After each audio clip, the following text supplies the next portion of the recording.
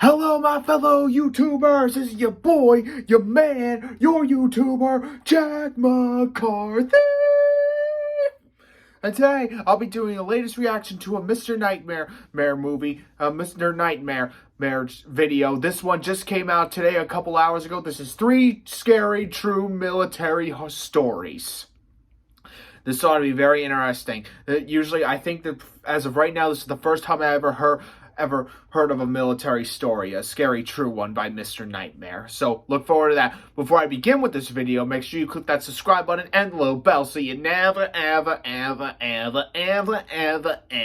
miss out on any updates or the videos such as this. And remember, always stay tuned for more of my reaction videos like this. And I'm very sorry that I haven't done any for a while, just at school and everything, semester coming to an end. I promise you I will always try my best to make time for this. I promise. And remember, don't forget to check out the person that created this, Mr. Nightmare. Without further ado, let the reaction to 3 scary true military stories begin. Sorry, let me just volume check. Okay.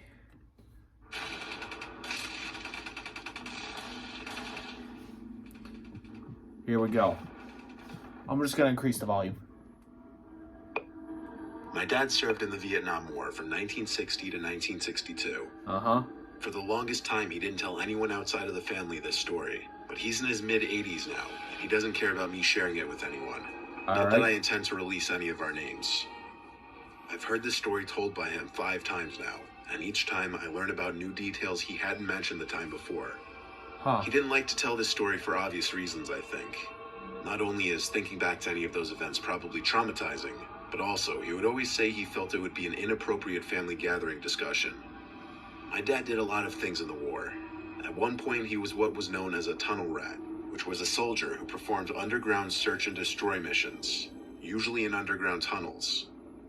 My dad and 2 of his comrades were crawling through a deep tunnel, expecting to hit a booby trap or run into an ambush, but the tunnels were surprisingly empty and silent.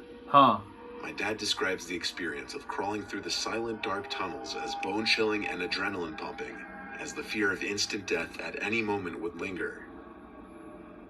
My dad and his comrades heard a faint yelling and crying sound further down the tunnels. It was of a woman. As they crawled deeper into the tunnels, the cries and screams became more clear. And it was obvious there was a woman screaming for help. The 3 picked up their pace, worried of a potential hostage or prisoner situation. As they continued to crawl through the tunnels, the cries for help got a little louder and clearer. They arrived to a small room that they could slightly get off their knees in. The ceiling was just high enough to half stand, half crouch. There was a small table with a lantern on it that was still lit. There were also 2 broken chairs and a locked safe box with some metallic objects that would rustle around inside the box when shaken. Aside from that, this small room was empty. However, the tunnel continued past this room. So they continued deeper into the tunnel, but the screams for help had stopped at this point. My dad described this horrible, familiar stench of death that soon became overwhelming in the tunnels. They entered one final room with no further tunnels. My dad still refuses to describe everything that was in this room in detail, other than there were multiple bodies, and they weren't killed by just bullets. They looked as though they'd been mutilated by some kind of creature. One of the bodies was that of a woman. The scene was so horrible that my dad and the 2 other tunnel rats had to turn around and flee. They had no explanation for what could have done what was seen in that room. On their crawl back out of the tunnels, they started hearing the cries for help from that woman's voice again. My dad says he and his comrades froze and looked at each other with wide eyes and obvious fear in their faces. They had made it to the end of that tunnel. There were no living things from there to the end of it, yet those screams for help were coming from the direction that they just were. They picked up their pace even more. My dad was in the back of the group of 3, and he says he would look back every 10 seconds, thinking he was hearing sounds from behind him, fearing he would see someone or something approaching from the darkness. They made it back to the surface eventually, and marked the entrance with a flag that signified to his team that the tunnel had been searched and cleared. Most tunnels would be interconnecting as a means of underground transportation and cover, but my dad says this tunnel was unusual to abruptly end. He says it was easily the most gut-wrenching, horrific, nightmare-inducing thing he'd experienced in his entire 2 years in Vietnam. Whoa. Wow. That was straight up scary. Here we are. The Breakfast Club, Peacock. Ugh. Can't stand them. I miss watching my WWE shows on the WWE Network. My basic training for the Air Force was at Lackland Air Force Base in San Antonio, Texas. After that, I was sent to Shepherd Air Force Base for technical school, and after my graduation, I received orders to McGuire Air Force Base in New Jersey. There, my job was aerospace mechanic at first. I started on the night duty, unfortunately, so my sleep schedule was basically non-existent. Alright. My duties basically were lugging plane parts like anti-ice valves, igniters, ignition exciters, sensors, and more from the warehouse to the flight line. It was for the most part boring, repetitive work, especially at night. A lot of sitting around and playing games on my phone, but nobody heard that from me. It had to be like 4 a.m. at this point. I was waiting for the other guy to come drop off some parts to the flight line.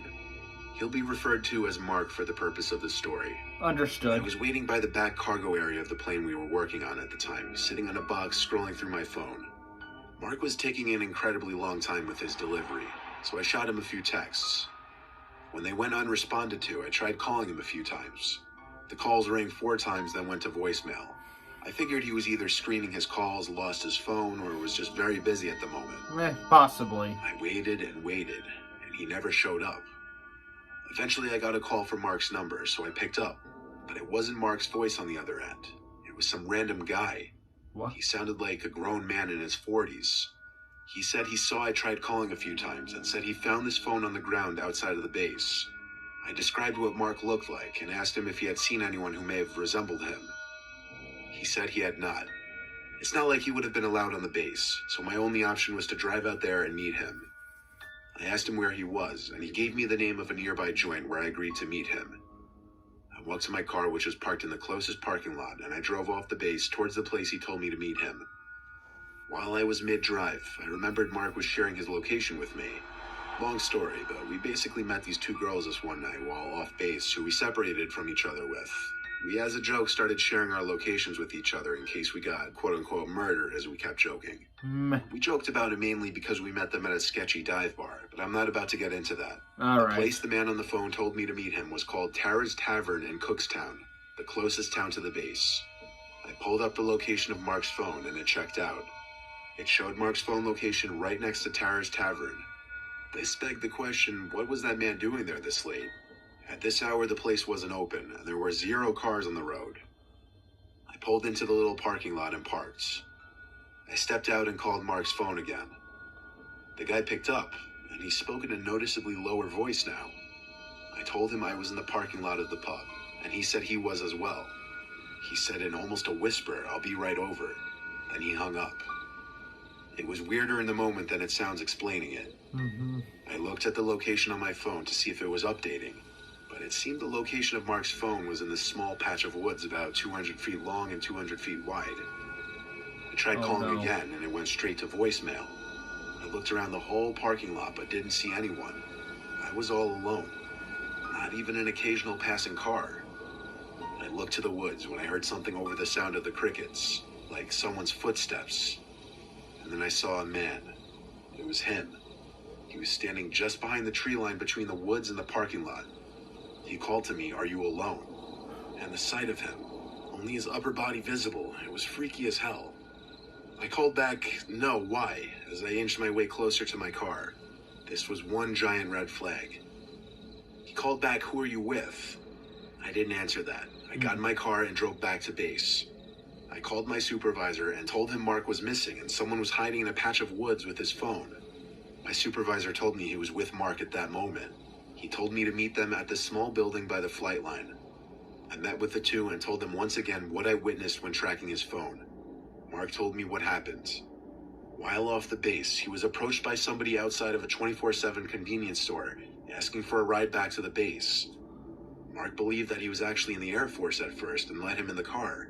But as they were driving, the man asked Mark to pull over by the woods so he could pee real quick. Mark obliged for some reason. As Mark was pulled to the side of the road by the same small patch of woods by Tara's Tavern, he wasn't paying attention for a minute, and his door was opened by the man. Without a second to even react, the man was grabbing Mark's arms and squeezing them as he tried to pull him out of the car. Mark said he kicked at the man's groin area until he let go. He dropped his phone and it fell out of the car during the struggle, but as he was free, he drove the car away with the door still open at first. And next thing that happened was he went back to the base to talk with our supervisor. We of course called the police and all went to Tara's Tavern to check if the man was still there. The location of Mark's phone was no longer popping up on the map. It's possible the man destroyed the phone. Yeah. All we did was file a police report. Some people out there are actually crazy and dangerous. Who knows what he would have done to either of us if he had gotten us in the woods. Thank God they weren't.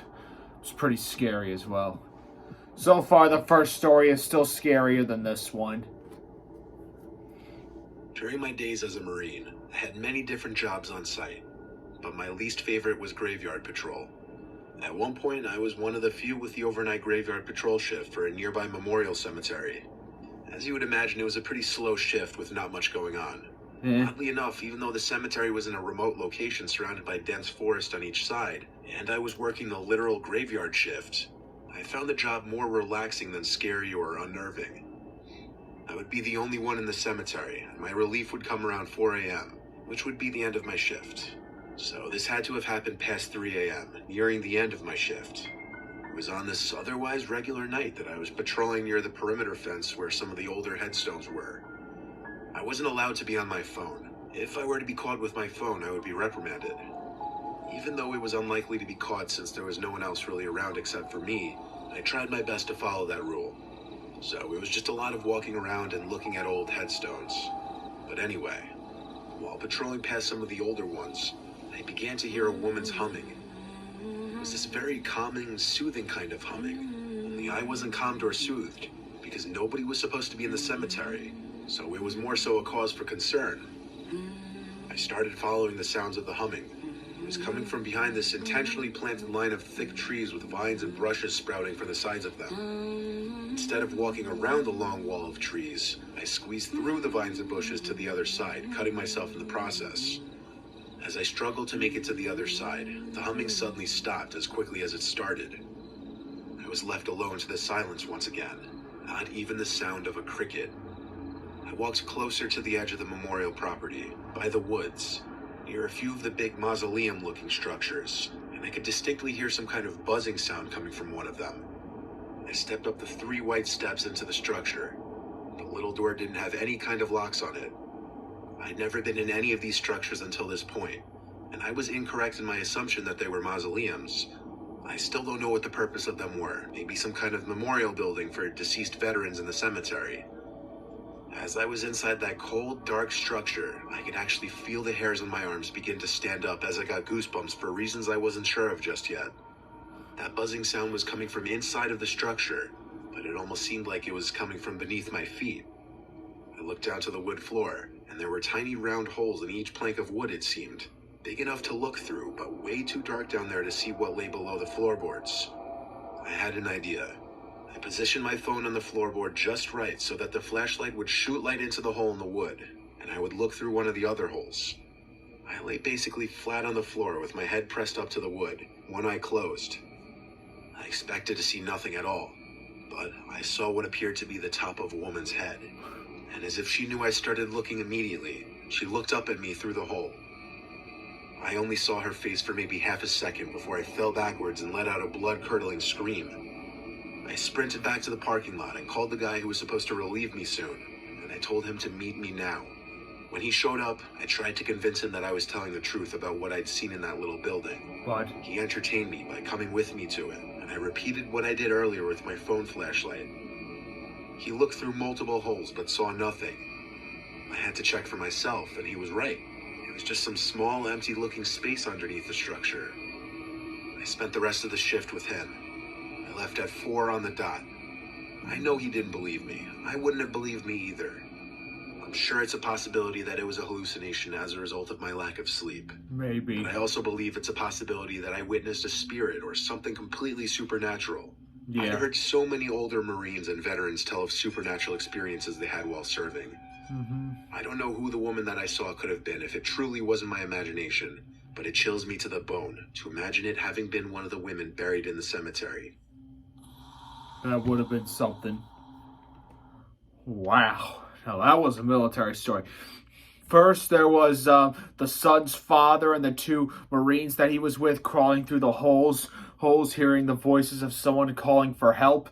But then they encountered bodies that were dead, but not from like bullets from a creature. Let's see. Second story, it was about some crazy man trying to hijack a person's car and then possibly kill them, and then same thing with the other guy. And this, the third story, the final one, it was about a woman that the Marine saw while he was patrolling around the graveyard. That's always scary shit.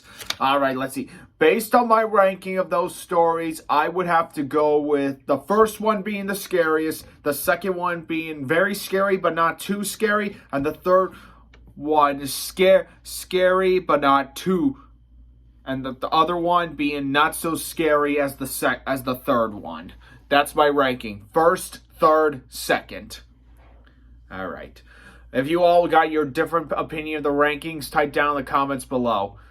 Hope you all enjoyed this reaction video. Remember, subscribe, like, click the little bell. Check out Mr. Nightmare. And remember, never, ever, ever, ever, ever, ever, ever, ever, ever miss out on any updates when you click that little bell. And remember, I will always try to be here to make more reaction videos for all of you, because I love all of you. This is John McCarthy, signing off. El Bye.